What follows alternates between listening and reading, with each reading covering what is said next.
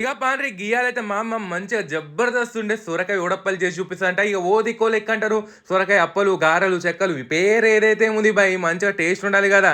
ఇది మంచిగా లేత సొరకాయ తీసేసుకొని ముందుగా అడ్డంగా కోసుకొని నిలువుగా గీక్కోరి. నేను మిక్సీలో వేసుకుంటా అంటే నడవదు, ఎందుకంటే ఇట్లా తురుము పొడు పొడు ఉంటేనే మంచిగా ఉంటుంది ఇరిచినప్పుడు. ఇక తర్వాత గీక్కున్నాం కల్లా సన్నగా కోసుకున్న కళ్యామ కోసియానిగా పప్పు ఓమా జీలకర్ర నువ్వులు గట్లనే ఇలా పచ్చికారం వేసుకుంటాం అన్నట్టు. అందులో ఏం చేసుకుంది మా అమ్మ, కొంచెం అల్లం జీలకర్ర సరిపడా ఉప్పు వేసేసి మెత్తగా పేస్ట్ చేసేసుకుంది. అది కూడా వేసి కలుపుకుంది అన్నట్టు. కారం కావాలంటే అది వేసేసుకోవచ్చు, కొంతమంది ఉల్లిగడ్డ కూడా వేసుకుంటారు. ఇక మంచిగా అది కలిపిన తర్వాత బియ్యం పిండి సరిపడా వేసుకొని కలుపుకోవాలి. ఊకనే మెత్తగా చూసుకోరు. ఇక ఎప్పుడైనా మనం ముక్కుడు పెట్టుకున్నప్పుడు ఫస్ట్ డిష్ తీసేసుకుంటాం కదా మంచిగా రావాలని చెప్పేసి డిష్ అయితే తీసేసుకున్నాం.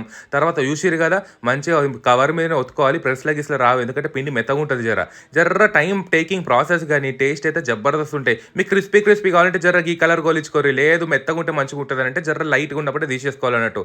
ఏదైతే ఏముంది సొరకాయ ఉడప్పలు మీకు నచ్చినా లేదా కమెంట్ చేయరు. నాకైతే ఫేవరెట్.